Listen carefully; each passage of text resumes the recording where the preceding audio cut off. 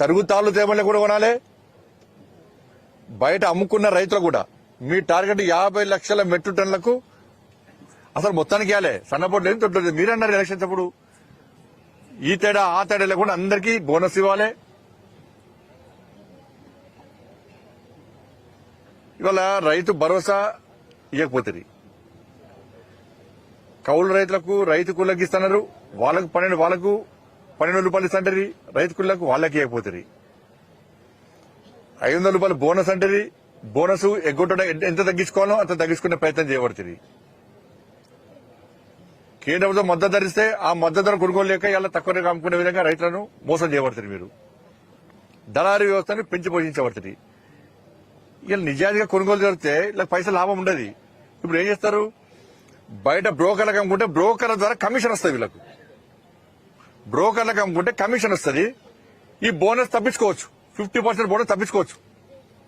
ఈ రెండు కుట్రలో భాగమే ఇలా రైతులు ఇబ్బంది పడుతున్న విధానం. ఇది హరి గోస పడుతున్నారు రైతులు, ఎక్కడైనా మొత్తుకుంటున్నారు, లొల్లి పడుతున్నారు రైతులు.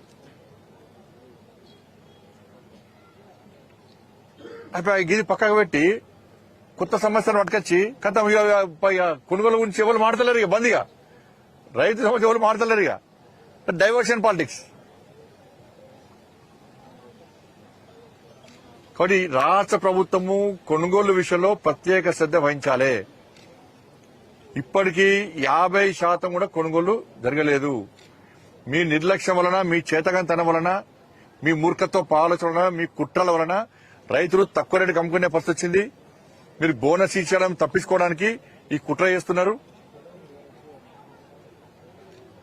తరుగుతాలు తేమ పడుతుంది, రైతులు ఇబ్బంది పడుతున్నారు.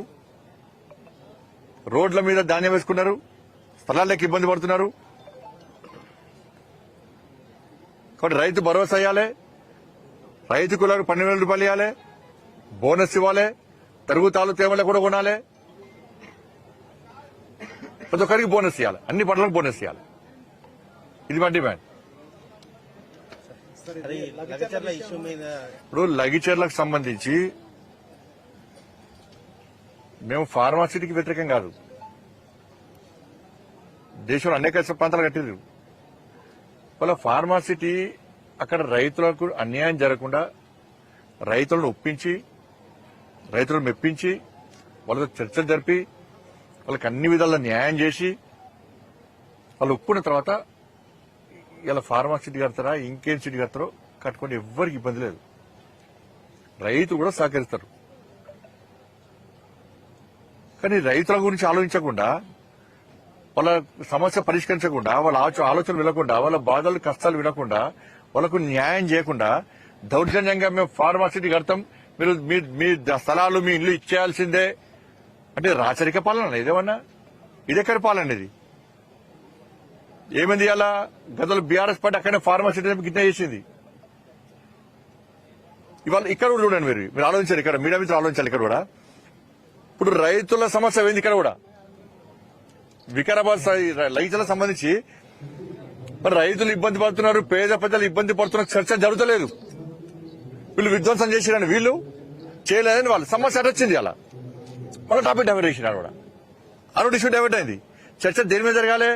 అక్కడ రైతులు వాళ్ళ సమస్యల మీద ఆందోళన చేస్తున్నారు, వాళ్ళ బాధలు చెప్పుకుంటున్నారు. మా కష్టాలు వినండి, మా బాధలు వినండి, మాకు న్యాయం చేసిన తర్వాతనే మీరు ఫార్మాసిటీ కట్టుకోండి అని చెప్పి వాళ్ళ రైతులు బాధను వ్యక్తం చేస్తున్నారు.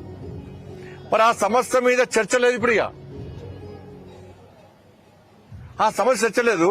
వీళ్ళు వాళ్ళ మీద దాడి చేసినట్టు వీళ్ళు మొత్తం ఇదే పరిస్థితి. వాళ్ళ అసలు చర్చ పక్కపోయింది, ధాన్యం చర్చ పక్కపోయింది. ఇక్కడ వికారాబాద్ రైతుల పేద ప్రజల సమస్య పక్కపోయింది. బీఆర్ఎస్ వర్సెస్ కాంగ్రెస్ సమస్య మారింది. వీళ్ళు వాళ్ళ గురించి మాడతలేరు, వాళ్ళు వీళ్ళ గురించి మాడతలేరు. కలెక్టర్ గారి మీద దాడి చేయడము తప్పదు. ఇది రైతులు మాత్రం దాడి చేయలే. రైతులు అక్కడ పేద ప్రజలకు అటువంటి ఆలోచన లేదు. వాళ్ళకు ఉన్నతాధికారులను గౌరవించాలి, వాళ్ళు మన అధికారులు మనల్ని పాలిస్తారు, మనకు సహకరిస్తారని చెప్పి ఆలోచన ఉంటుంది వాళ్ళకు. వాళ్ళ బీఆర్ఎస్ వాళ్ళు దాడి చేశారని చెప్పింది ఎవరైనా ప్రభుత్వం చెప్పింది. దీని వెనుక కేసీఆర్ కొడుకునని చెప్పింది ఎవరు? ప్రభుత్వం చెప్పింది. మరి ఏమైంది? కేసీఆర్ కొడుకుని ఎందుకు లోపడేస్తలేరు? లోపడేయడానికి చెప్పింది ఎవరు? ఇలా సాక్షాత్తు కలెక్టర్ గారి నివేదికలో దీని వెనుక కుట్ర దాగి ఉందని నా కలెక్టర్ గారు నివేదిక ఇచ్చారు. కుట్ర ఏందో ఈ ప్రభుత్వము ఇది వేరే దేశం వాళ్ళు వచ్చి టెర్రరిస్ట్ వచ్చి దాడి చేస్తే కూడా చర్చ ఇప్పుడు బయటపడుతుండే. వేరే దేశం టెర్రరిస్ట్ వాళ్ళు వచ్చి దాడి చేస్తే ఈ విషయం బయటకు వస్తుండే. ఈ ప్రాంత పోలే ఇక్కడ కొంతమంది వ్యక్తులు కుట్ర చేసి దాడి చేస్తే ఆ కుట్రను ఇంకా బహిర్గతం చేస్తారంటే ఈ ప్రభుత్వానికి శాతకంతరం ఇది. ప్రభుత్వం యొక్క శాతకంతరం ఇది. ఇంత సమస్య చిన్న సమస్య కుట్రను కూడా మీరు బయట పెట్టలేకపోతున్నారంటే మీ శాతకంతనం ఫెయిల్యూర్ ప్రభుత్వాన్ని. ఇప్పుడు ప్రభుత్వంలో పెద్దలే అంటారు కేసీఆర్ కొడుకున్నాడని, మీరు అరెస్ట్ చేయరు.